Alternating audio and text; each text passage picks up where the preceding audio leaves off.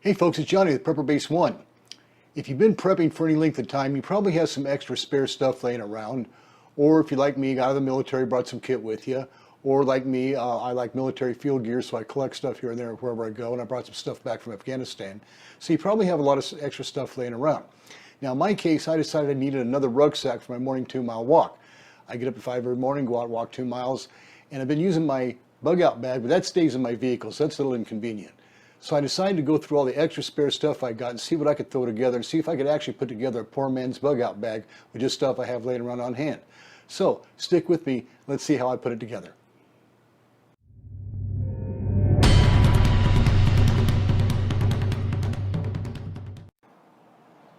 So I started by digging out my old Russian Army rucksack. This thing is about as simple as it gets. It's really just a military version of the Russian peasant potato sack, and basically that's all it really is. It's heavy-duty canvas, and it's got one pocket on the outside which fits a Russian canteen, and it's got 2 bedroll straps on either side. And it closes by using this kind of cheap drawstring. I'm going to replace that with paracord when I get a chance.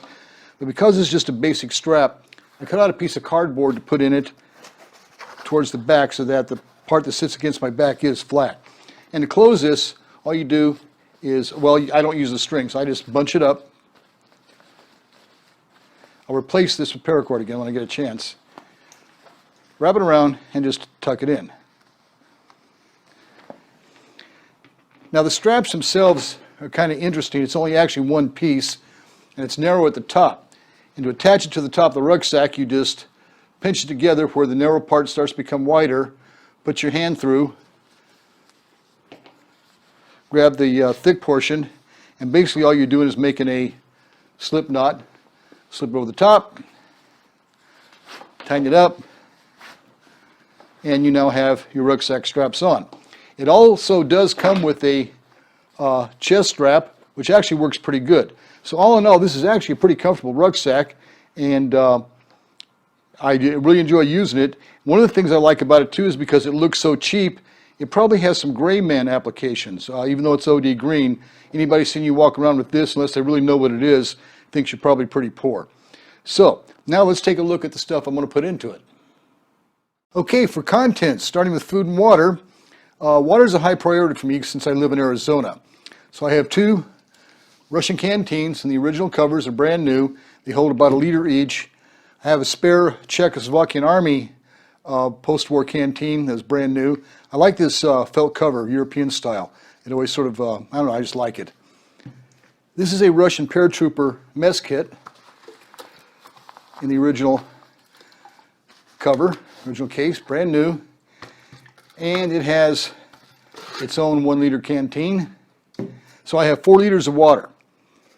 This comes with a bale for cooking or for boiling water, and I have a cup to make coffee or tea in. I also have an individual water filter.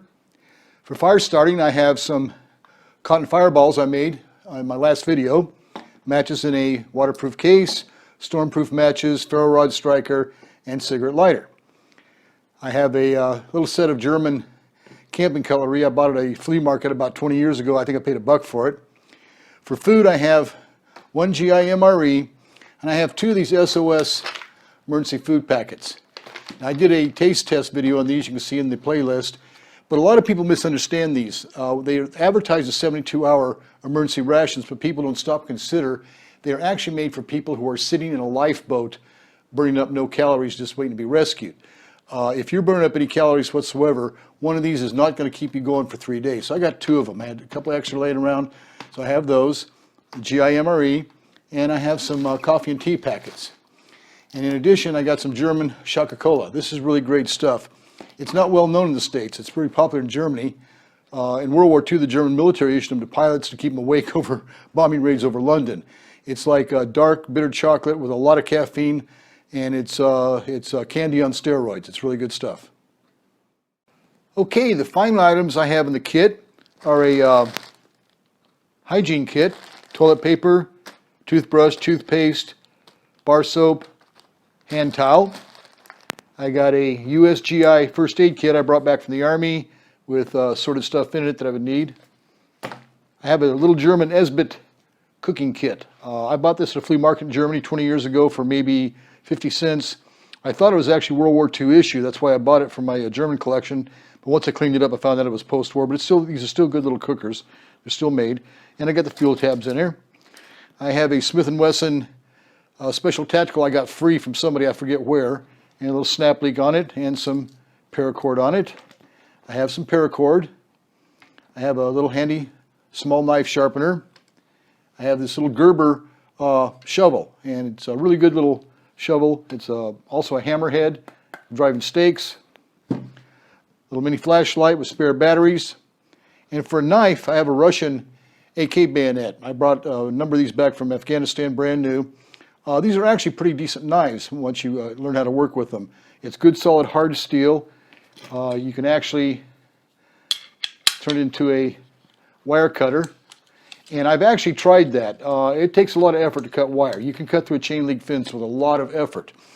The top here, the serrated edge, you can actually cut rope and paracord with it, but you're not going to cut any trees down with it.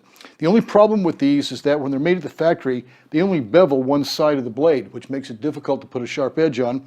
So I sent a couple of these to a buddy of mine from the Army shooting team who's now a knife maker, and he beveled the edge normal so I can sharpen it. So it's got a good sharp edge on it, it's good hard steel, and the price was right.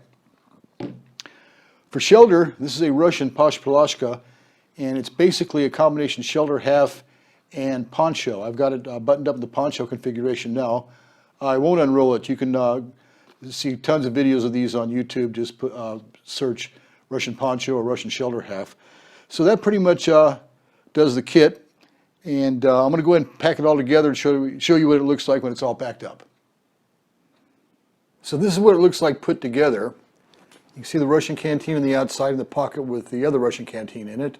And you can see the bedroll on the top. You can also see how the top of the strap wraps around and holds on with a slip knot. So all in all, this weighs out just at 26 pounds. So I was able to put together a poor man's bug out bag, just using stuff I had laying around that was collecting dust, stuff I got free here and there, extras I had over the years, and I put it all together. I now have a spare bug out bag for emergencies for a guest that's visiting, a family member that's visiting, and I got a rucksack that I can take for my 2-mile marches every morning. And I had a lot of fun doing it. So I hope you liked this video. If you did, I'd appreciate the thumbs up, and don't forget to hit that subscribe button down below. It won't cost you a dime. So until next video, God bless, and watch 6.